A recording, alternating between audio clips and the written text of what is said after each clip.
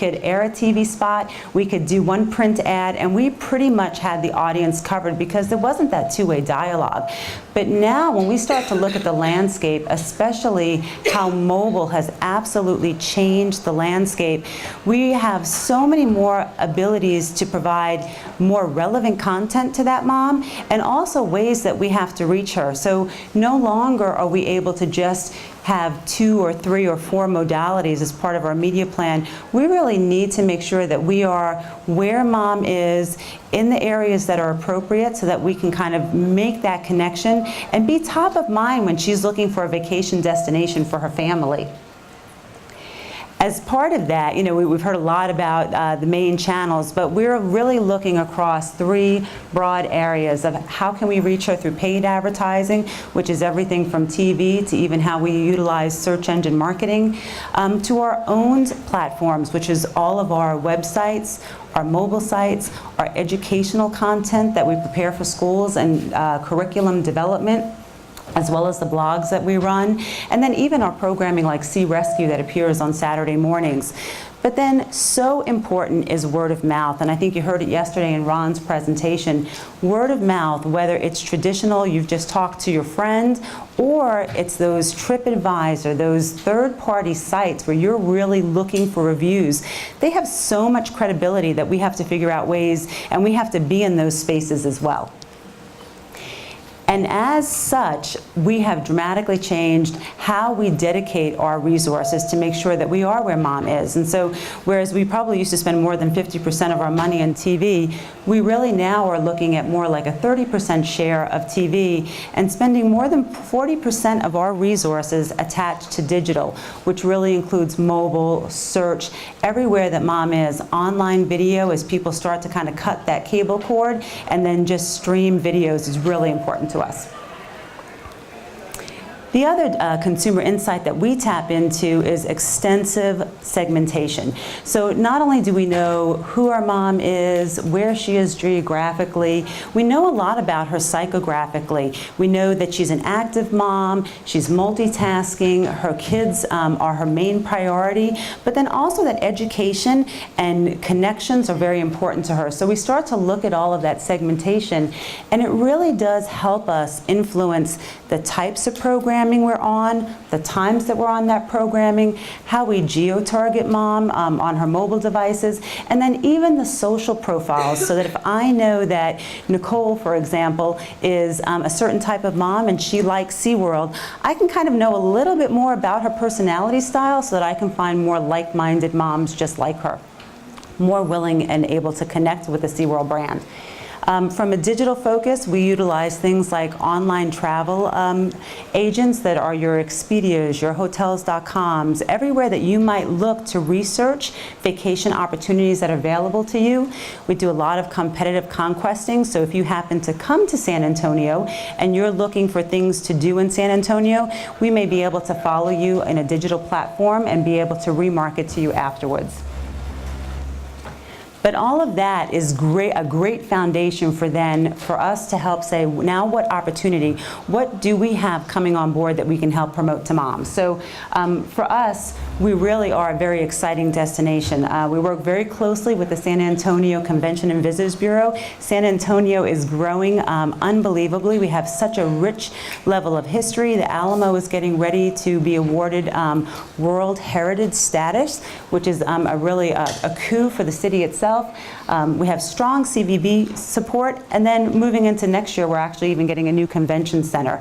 So our tourism outlook for the next couple of years really looks very strong.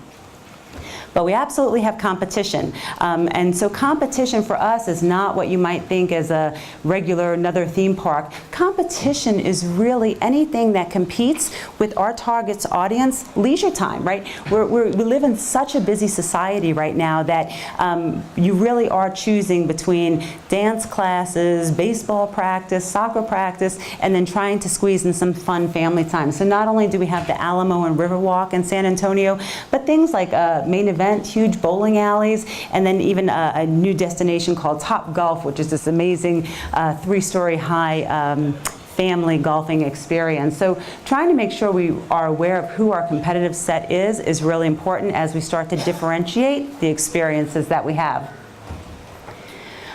For us, there are a couple of key markets that make up a dramatic portion of how successful we are. And we really look, again, to prioritize our markets to make sure that we're honing into markets that have a lot of our target audience. So we're looking for families, markets that have a lot of families in them. And then look for people that are looking for those reasons to visit and the value that we provide. And value is not always a coupon or just a great deal, even though our consumers are still looking for those great deals. Value is just feeling like they got an experience that was worth their time and their money, and that's so important today. Luckily for SeaWorld San Antonio, we have so much new coming on board, which is incredibly exciting. We just last week opened up a brand new area called Pacific Point Preserve, which is home to sea lions and otters.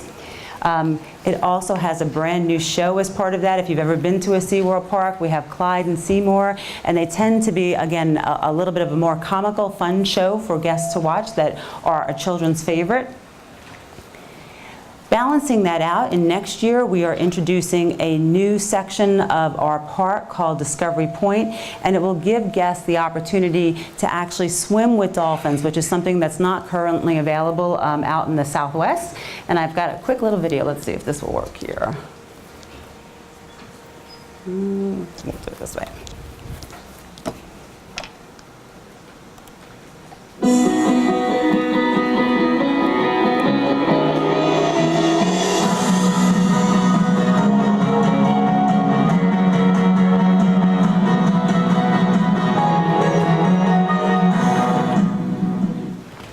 In addition to being able to swim with dolphins, we're also then kind of changing the habitat completely and giving our guests the opportunity to really see more of their habitat, underwater viewing, to get them, again, up close and helping them make connections and seeing truly what their habitats are like.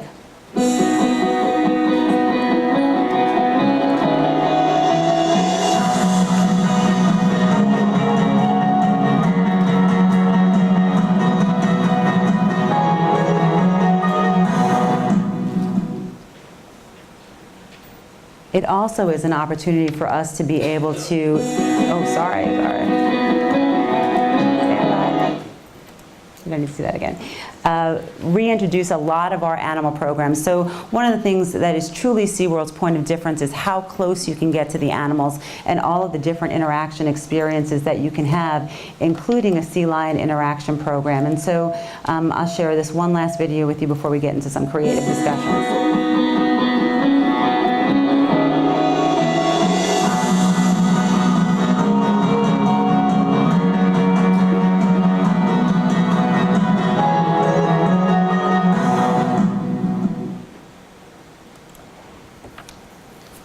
So at our parks, you are able to experience the animals much more closely. You can have swim interactions with not only our dolphins, but our beluga whales, with our sea lions, as well as with our penguins.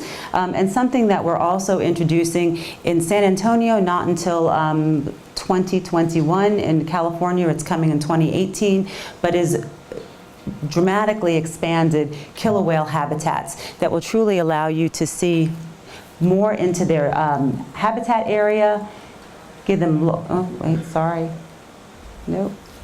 Oh, there we go. Sorry about that. Technical difficulties here.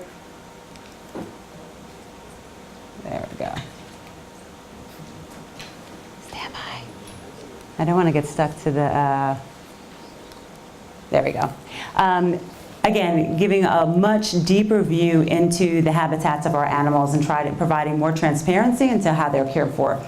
So with all of the new that we've got going on, we have a lot to talk about, but we also have some brand reputation challenges that we've been experiencing lately. So we've had a heightened sense of animal activism in the marketplace. We also have a film called Blackfish that I'm sure many of you heard about that we'll talk about.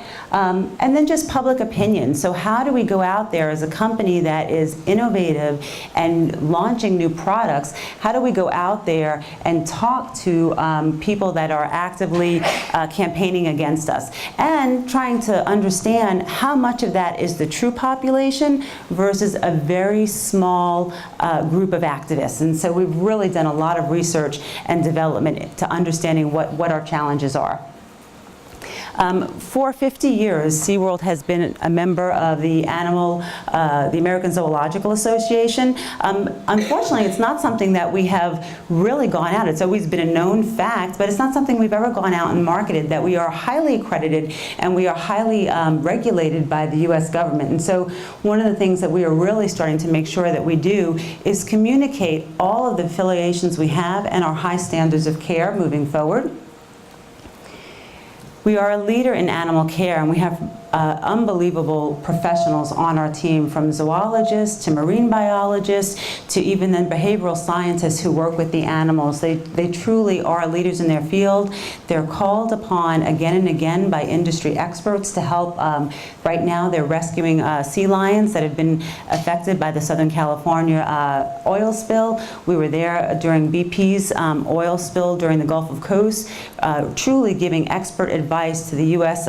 Fish and Wildlife Services to make sure that our expertise on caring for animals is brought out to help animals that are in the wild.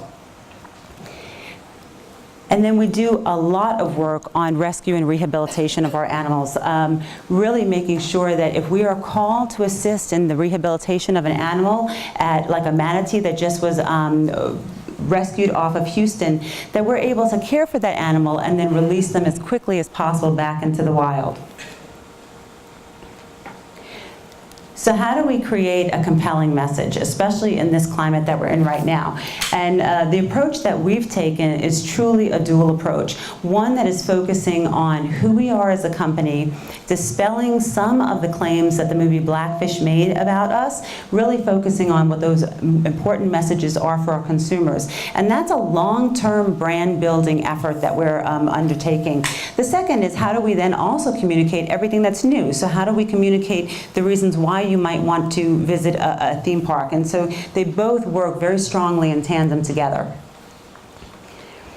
Specifically on the reputation side, our Ask SeaWorld campaign really helps drive that two-way conversation. You can tweet to at AskSeaWorld any question you want, and we will have one of our members, or either a zoologist, a veterinarian, answer any question that you might have. And we've literally had tens of thousands of questions asked, and we'll answer any question that you put out there.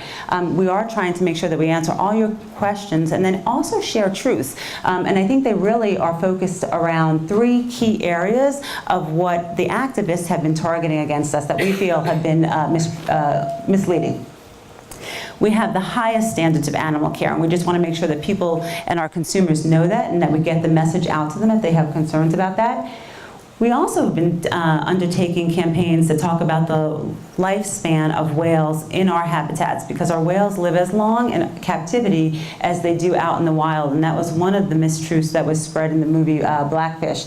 And then the third option that we're also talking about is that we separate mother and calf whales. I don't know if any of you have kind of heard that in the news, but we really don't. There are times that we will separate older adult populations to give them and have them create new family populations, but we do not separate mothers from their children. So you might have seen some of this, and we'll play this video as well, but we really have an aggressive campaign out there with national cable advertising. Again, just encouraging people to find out, engage in dialogue, ask questions, and we'll answer. We just don't want the story to be one-sided anymore.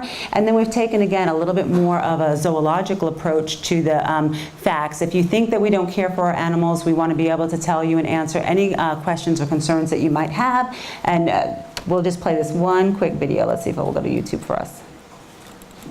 Most people don't realize that the vast majority of our killer whales were born in our care. Behind me is Kalia and her 4.5-month-old calf, Amaya. She is just one of over 30 successful killer whale calves we've had born in our parks. Recently, we got a question on this exact topic from Sammy on Twitter. Sammy asks, so you say you don't collect the whales from the wild. Where do they come from then? Thank you for your question, Sammy. The truth is, SeaWorld hasn't collected a killer whale from the wild in over 35 years. For your reference, that's back when President Carter was in the White House. I understand that some people are uncomfortable with the fact that killer whales were once taken from the wild, but the world has changed a lot since then, and we have changed with it. So we want to share more about how our killer whales are helping us to protect their counterparts in the wild. There are a lot of different groups that are saying things like, well, there's nothing that we can learn from whales in captivity. In the case of my research, that's absolutely not the case. PETA and other critics of SeaWorld have said that there's no value in keeping killer whales in captivity. I disagree with that. My area of expertise is bioacoustics, which is understanding animal communication and perception, and I'm interested in the dialects of killer whales. My research focuses on trying to understand natural carbon monoxide levels that are produced in mammals. Our work on heart rate is allowing us to develop the tools to examine the electrocardiogram and actually know that we're getting an accurate record of heart rate in the animals while they're diving.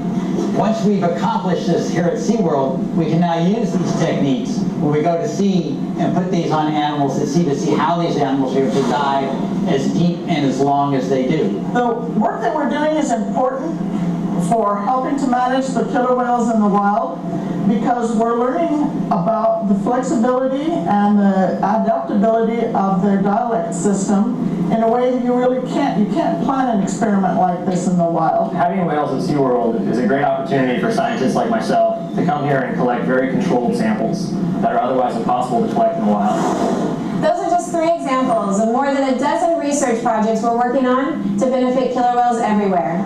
We're proud of the work that we've done, but we're committed to doing even more. That's why we recently announced we're investing $10 million, the largest private investment of its kind, for studying and protecting killer whales in the wild. The truth is, we love these whales. We've dedicated our lives and careers to giving them world-class care today and for years to come. Thanks again for the question, and keep them coming.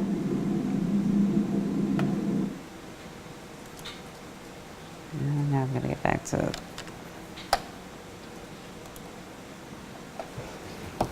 So I think one of the challenges that we've had is we have done this for years. We have participated in federal studies for years on many of our animals. Some of the killer whale research that we're doing right now is trying to understand with lactating mom whales, what is their milk composition and how much nutrients, how much salmon, how much fish do they need to have to really have good quality milk for their offspring.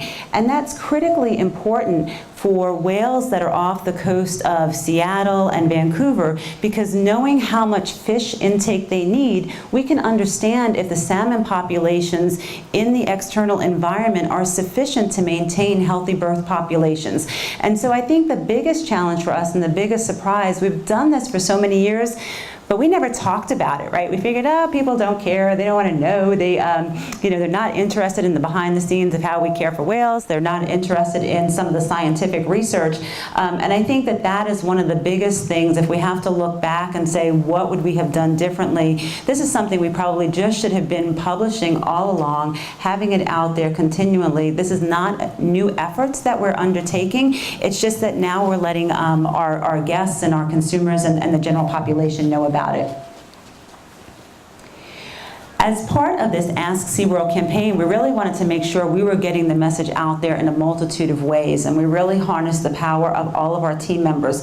Across our parks, we hire more than 20,000 employees every single year. Some are year-round employees, but because of our seasonal operations, we hire thousands every summer and every winter for different operation periods. And we want to make sure that our team members have all of this information because they're the first person that interacts with a guest when they're in the park. The second thing we look at is making sure that all of our partners are aware. So when you think of when we partner with a grocery store, or we're going to go out there and partner with a retailer, one of the things that we wanted to make sure is that they felt a complete level of comfort with how we operate, that we had full transparency, and any questions that our partner may have had, we answered. And what we did was we actually invited them out for what we call a SeaWorld Stories. We invited them out to the parks, we took them behind the scenes, we allowed them to see our operations, meet our veterinarians, talk about our whales, and really ask some of those probing questions that they had heard in the media or heard through Blackfish. And we were really able to help dispel any of those mistruths that are out there, and allowing us to kind of make sure that our partner and stakeholder base was on board with us moving forward. We had the same kind of conversations with all of the civic leaders in our communities. So when you think of tourism industry executives, hotel partner general managers, people that truly can influence how our business performs, we wanted to make sure that we also had that same level of transparency. So we launched a speakers bureau and an educational program to really go out there and be active in the community to make sure that, again, anything that we were facing from a reputation issue, we were able to talk about openly and transparently. Our brand loyalists are our past member base, the people that buy an annual pass to a theme park, the people that sign up for our email communication, and we have hundreds of thousands of them. People that buy a pass year after year, people that want to hear from us. So we have launched, again, through this Ask SeaWorld campaign, we communicate to them via email. They have to opt in, so we're not communicating to people who don't want to hear from us. But we, again, continue to invite our guests to have that open door communication. And then with the campaign that we launched just a few months ago, it's now out to the general consumer. So we want to make sure that, again, you're seeing it, you're hearing it. So not only may you hear a news story about animal activism, but you're hopefully also hearing our side of the story, and then you can make that critical analysis of what your beliefs are. And, you know, do you believe in animals, that zoos and aquariums have a purpose that help animals in the wild? And that's what we want to do. We want to spur that discussion so that each individual can make a choice that is correct for them. And that even includes being able to communicate to our guests in park. So one of the things that you'll see if you do go to a SeaWorld park is much more scientific and information about how we care for our animals, more guest-facing, and that's something that has been really appreciated by our guests. We have to balance that, though, with, you know, I do still, as a marketer, I have to drive people into the gate, you know, so I have to make sure that they actually want to come to our park. And most people want to just know, how are their kids going to have a good time at our park, right? You know, you spend a lot of money on family vacation. Moms want to make sure that everyone in the family has a good time. So she wants to know that there's something new for her kids to do at SeaWorld as well. And with that, we have a new marketing campaign to announce our Pacific Point Preserve. On the sea lion circles as the close talker. He loves meeting new people, and he shows his joy by waving his flippers. Visit Leon at the all-new Pacific Point Preserve, home to up-close sea lion interactions and our new show, Sea Lion High. And why not use an annual pass starting at $7 a month? Come meet Leon the lion and his waving flippers. Only here, only at SeaWorld. That airs in our local market, so it has a retail call to action, again, because it appeals to people that might want to come to the park over and over again. And then we also combine that with a water park message that we have as well. One day you're enjoying the ultimate experience with up-close animal encounters at SeaWorld. The next day you're part of the action at Aquatica, SeaWorld's lush water park. Connect with sea lions at the all-new Pacific Point Preserve with a new show, Clyde and Seymour's Sea Lion High. Then ride the waves, the falls, and more. And now get an annual pass for both parks for just $10 per month with free parking and no blackout dates. 2 great parks, 2 great days, 1 great deal.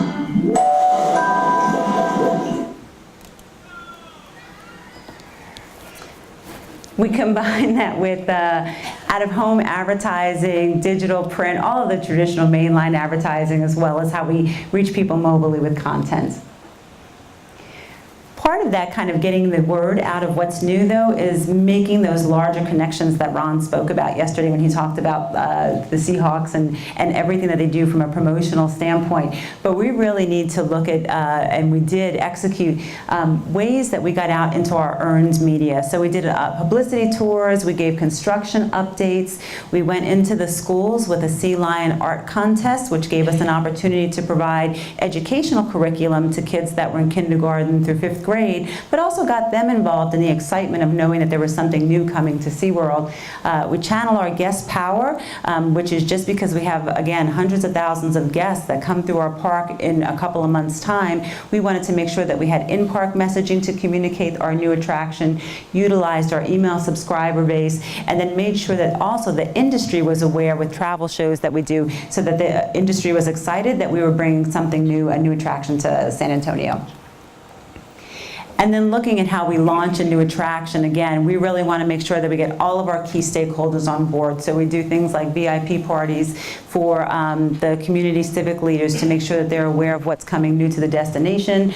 We want to make sure that our employees are aware, so we host very fun team member appreciation days around that new attraction. And then again, we're always looking for that new angle. So how can we break out this story that goes a little bit deeper into animal care and animal behavior? How can we launch our new shows a little bit? So we're always looking for new angles to kind of communicate our story. And leveraging partners. I think Ron spoke about this yesterday. It's like, how are you not always in advertising or in media to be able to get that conversion? And we really have modernized how we leverage partners, and we've made an active effort to really go after like-minded partners who are about making family connections in active ways. And so we have dramatically increased our partnerships, not only cooperatively with industry partners, with the San Antonio Convention and Visitors Bureau to promote tourism to our great destination. We also then are looking at how we are engaging those young advocates. So not only do we offer field trips at a great rate for schools that give them an educational curriculum where they're able to come out and talk to our marine biologists, they're able to talk to our veterinarians, but we also then bring our animals into schools to be able to do assemblies and programs that help round out their curriculum. We allow all of the teachers within the state of Texas to enter our parks free. We provide them with a free annual pass, as well as curriculum that can help meet all of the standards that they need to teach within that school. It's just another way for us to have content that's relevant and kind of ties back to what we do from an animal care perspective. And then we host hundreds of camps and tours every year. So you can come and stay at our park for a week-long camp, not only at the younger level, when you think of an overnight camp for a 7-year-old or an 8-year-old, but our behavioral medicine scientists and also all of our zoologists also host college-level camps for students that are thinking of going into a career in animal care. As I mentioned a little bit earlier, our sports partnerships, again, provide us a great foundation. So I'm a huge Spurs fan, but I love that we actually partner with them. And all of these, I think we look for ways that we can have a good brand affiliation, which is very important for you as marketers. Are you just partnering with someone to get that partnership, or do they really align well with your brands? And all of these are very strong community advocates, and so we align with them pretty well. They really kind of embody the same things that we do as far as looking for opportunities to create great family connections and create strong memories. So this is our portfolio moving forward for 2015 and 2016. And with that, I'll turn it over to any questions the group might have.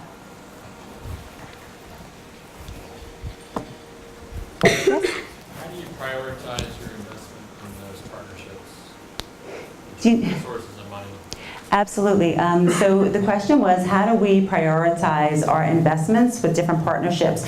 We really try to look at it on a evaluation of how strong their brand is. How does the partnership allow us to collaborate together? So if we're going to be, I'll give the Spurs as an example, but if we're going to be in the community, is there some way or some philanthropic way that we can be together in the community to do well for San Antonio. And then really just also looking at how large of a share of the market do they have. So the San Antonio Spurs are a well-respected group. They have a lot of fan favorites. So aligning with them is a great partnership for us. Whereas some organizations may have a little bit of a smaller penetration and then would right-size our resources that way. Yes?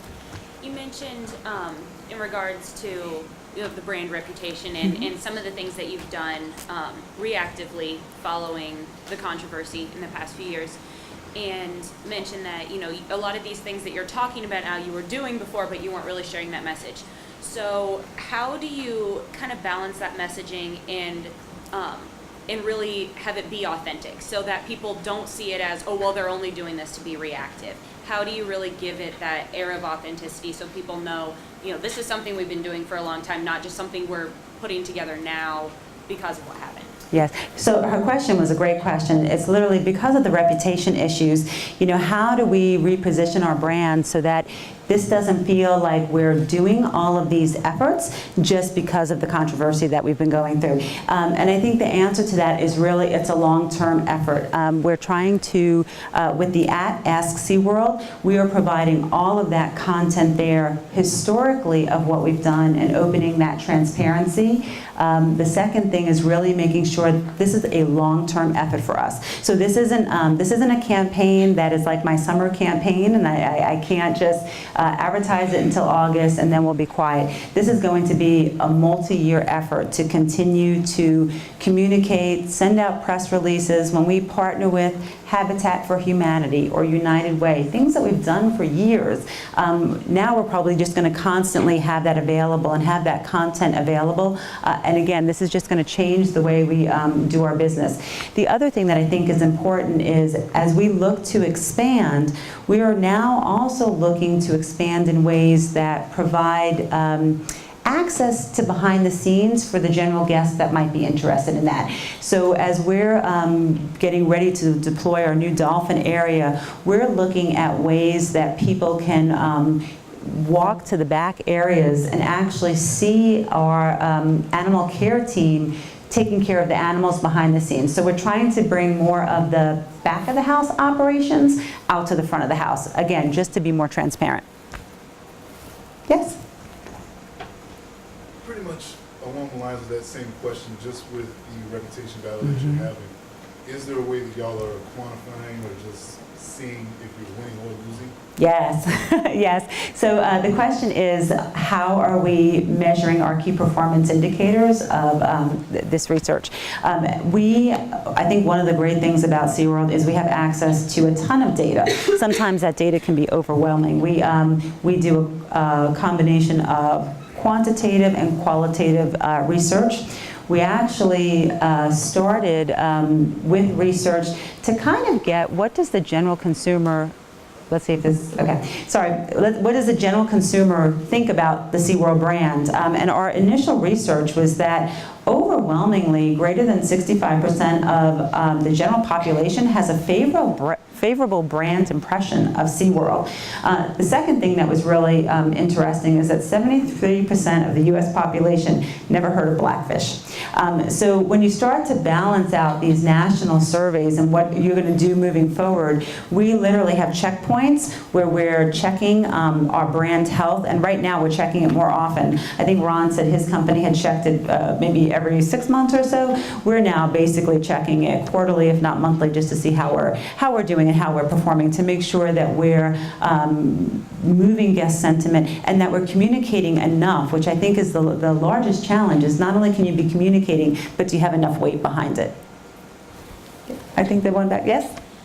I'd like to thank you for coming, because I know this was probably a little bit challenging to speak to an audience of people that are going to go zero in on the issue that you've been dealing with. Yes. So I just want to thank you for that. But I would like to get a little bit in your head. Blackfish didn't come out of nowhere. You knew that it was probably brewing, coming. So I was wondering if you could speak a little bit to the preparation process. I know you can't probably speak for all of SeaWorld, but your particular location. How you planned some preemptive communication with both media and also your partners. Yes, absolutely. So her question, if you didn't hear it, is knowing that Blackfish was coming, how did we start to plan preemptively? And it's a great question. So the couple things that we did is we were approached by the Blackfish film to participate in the dialogue, and I think the challenge was, after talking with the director, we felt clearly that it was a biased film, that it was not going to show two sides to the story, that for us it was not at all a documentary, and we did not feel that we were going to be adequately or fairly represented. So we did decline to communicate in that meeting. We felt like there was nothing that was good that was going to come out of it. What we did do was really make sure that our team members and our employees were aware, and we did start to communicate to partners immediately through letters, through communication to have that communication upright. I will say, if there's anything that we can regret, it was just not realizing how quickly true misstatements and lies would be taken as gospel. And I think social media is certainly almost that wildfire of being able to, anything you hear or read on the internet is truth. And I think all of us, especially when you're in the graduate level, the one most important thing is that you have to be able to critically think. So if anything, I felt like we were probably a little behind in having a mainline advertising campaign that could reach the general consumer out there and communicate. But it truly is a very small, very vocal group that is engaged in animal activism. And the vast majority of U.S. citizens believe that there is value to having zoos and aquariums, and that animal connections and learning about animals is very important for the development of their children. Yeah. Oh, yes. So once it was like paired with Sundance, and then CNN decided to like partner with Yes. So what were like, I imagine you probably like went through this like, oh crap, maybe now we're like maybe a little bit in a crisis with it. So what were the immediate steps once it was like out in the public, and now you have like something like a CNN and a Sundance putting that kind of name with it? What were your like initial steps to deal with that? Absolutely. So we actually launched last year. When this started going out, we started communicating about it. We immediately started putting out much more web content. So we wanted to make sure that we were generating content. Things that we had documented over the years started to become part of the SeaWorld Truth email campaign, started to become part of the At SeaWorld campaign. So last year we started with a campaign that highlighted our veterinarians talking about killer whale activity. So we did start to kind of communicate immediately. It is unfortunate, there were a lot of airings of Blackfish. Netflix had it on. So trying to get ahead of that curve, we did get out there a lot with paid advertising, but we certainly felt like we had to do more paid advertising because more of the earned media was going to the negative aspects of it. Yes. I'm not sure which order to go into. Yes.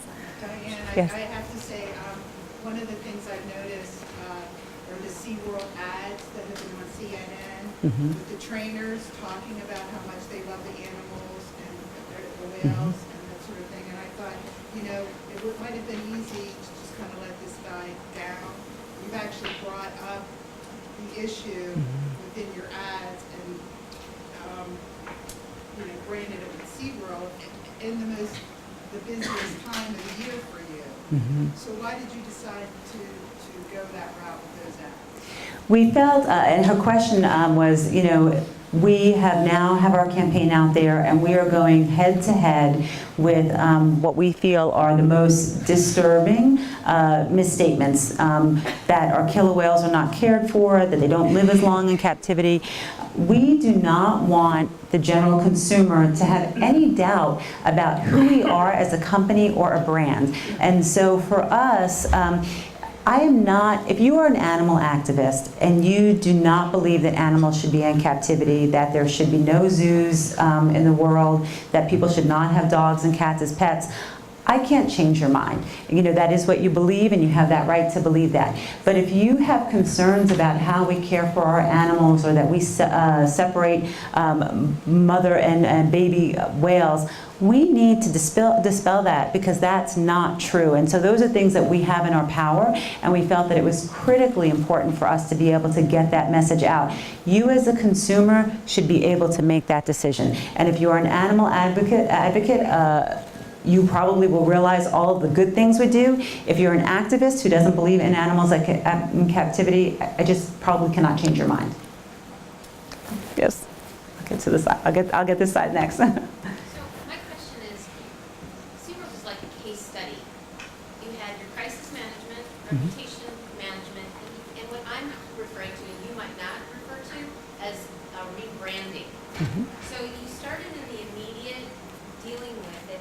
Can you shed some light on just the timeline and the thought process that kind of has led you not to just be responding and reacting, but to really rebrand SeaWorld, even though you've been doing it for years? As you said, nobody knew it, so it created a new opportunity that didn't exist until this. I mean, you could have done it earlier. You said yourself, I wish we had, but you didn't. So you provide an opportunity almost, in a case study. Can you shed some light on that? Absolutely. So her question is, you know, can I give a little bit more detail around the timeline and the thought for the rebranding efforts that are going on? So you are absolutely right.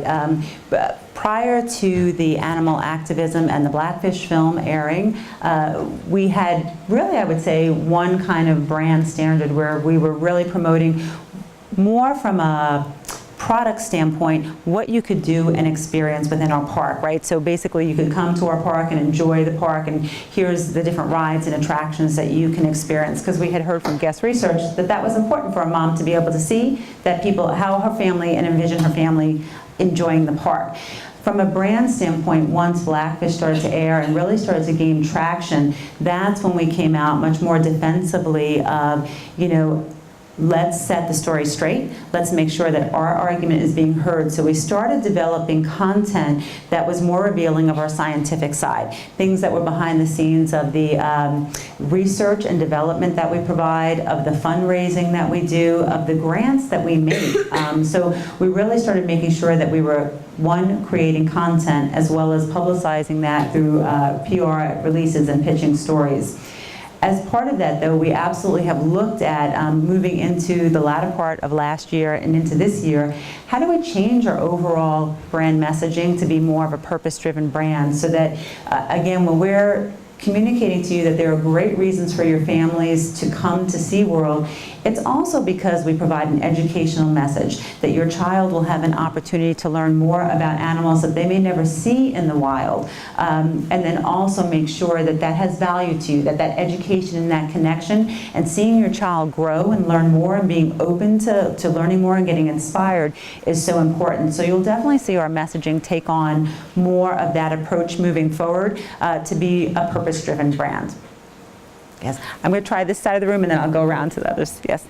I actually have a completely unrelated question, because I noticed something else from your presentation. I've noticed that the tourist industry is expanding quite a bit. Not only are you guys expanding, but Disney is doubling in size.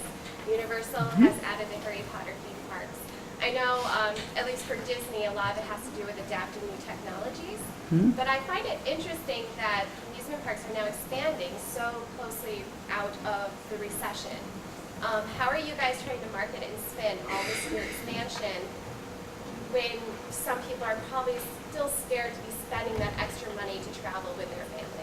Yeah, so a great question, thank you. What she's asking is, coming out of the recession, not only is SeaWorld starting to expand, but Disney, Universal, there is a lot of capital development going on at theme parks for leisure dollars. And I think it's really striving from consumer confidence and consumer data that the recession is ending. So really, I think that started in 2008, and now we start to see year-over-year signs of growth increased travel that is making it worthwhile for investment to get back into these products. And so we definitely see it as the next couple of years to come, continuing to see increasing development.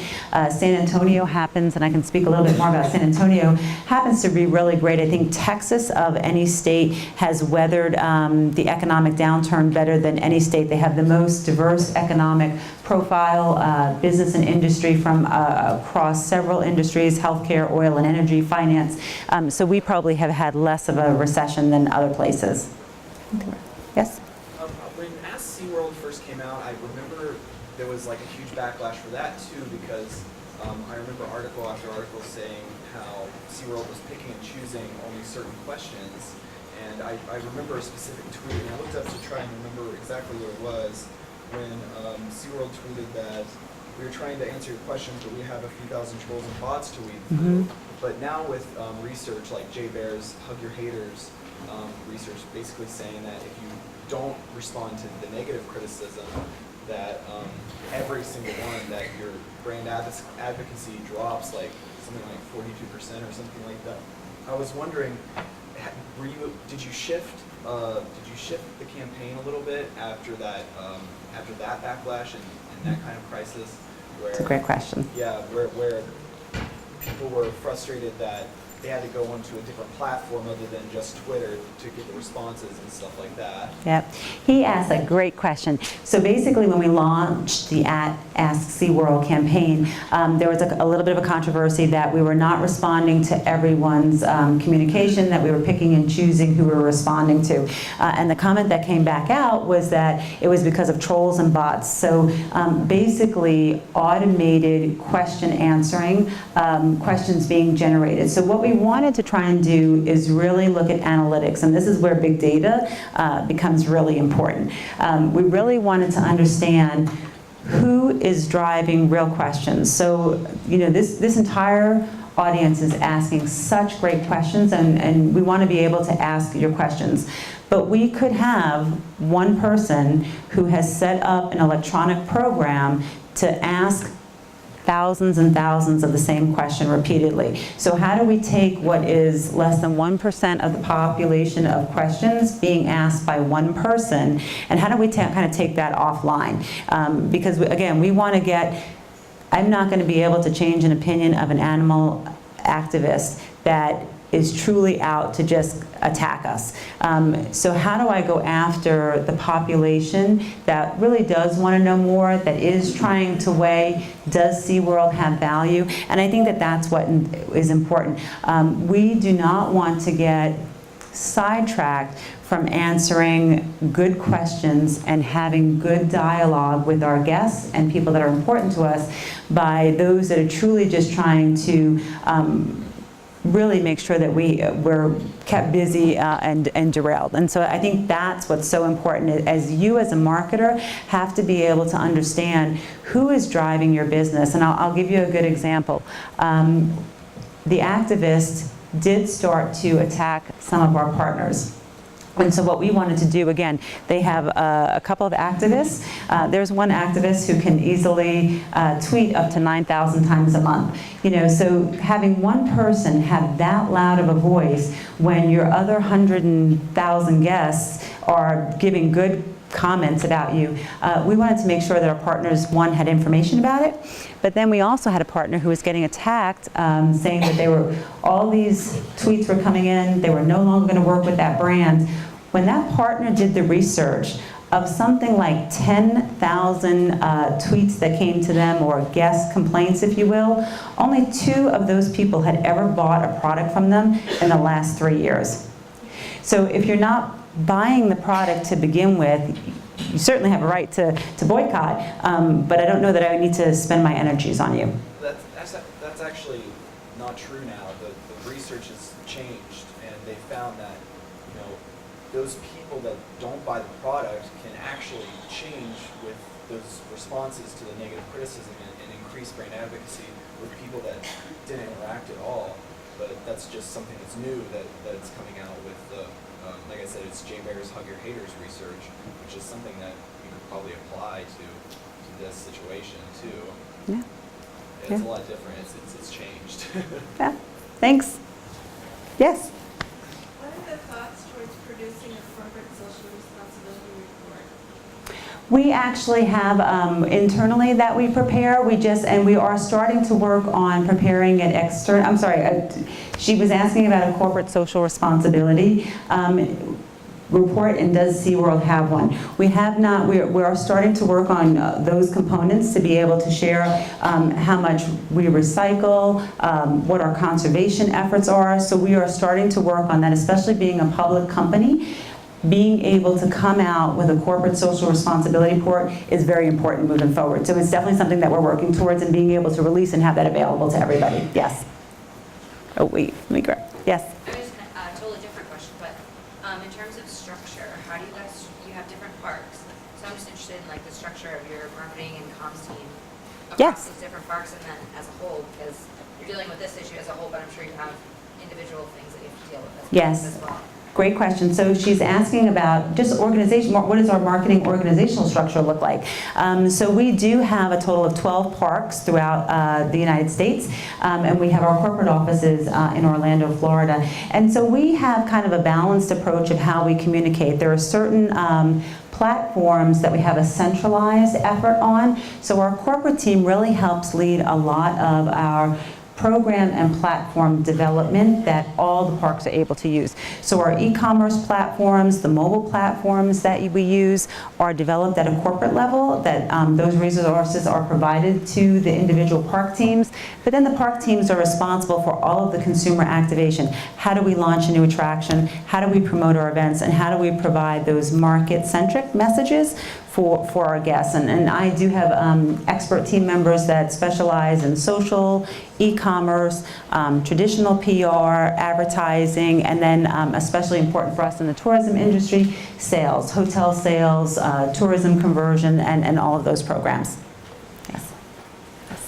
So you mentioned too about the fact that you have to make sure that everyone on your team is involved, from the people who are running concessions in your parks to everyone at the top. And when something like this happens, it's obviously has an emotional effect on everyone involved. So how do you really sort of bring them all with you when you do something like a rebranding and in the messaging that you're putting out? How do you make sure that everyone is on the same page and that everyone is a part of what you're trying to do? Great question. She asked, how do we make sure with all of our employees, since they do have the most interface with our guests, how do we make sure that everyone's on board and aligned and able to kind of speak from the same brand story? So definitely, I think, number one, communication is critical. You have to be able to make sure that your employees are aware, and we do that through a multitude of ways. We do tend to hire a lot of new, younger adults during the peak summer months, and we have typically a 2 to 3 day onboarding experience where we kind of immerse them in what the brand is like, what the product experience is about, and make sure that they are aware of all of the communication assets that are available to them. We have daily communications to all of our employees through a company newsletter that changes and is updated daily. It's available to them not only through email, but when they check into their workstations, it's posted. And then the other thing that we do is we make sure that we have typically weekly department meetings, so that again, information and two-way dialogue can happen with our employees as well. So they're allowed to ask questions as well. They have access to their senior leadership regularly. And then we also hold routine employee events. And as we gear up for the summertime, we typically are having an employee event where all employees can get together on a monthly basis. Yes. Yes? So what about you as an employee? A lot of us obviously work in marketing and PR roles, and some of us have probably survived crises, and some of us haven't gotten there yet. What advice do you have to us as marketers of just how do you get through something like this? Great question. So she's asking, how do you get, as a marketer, how do you handle challenges? How do you handle crises?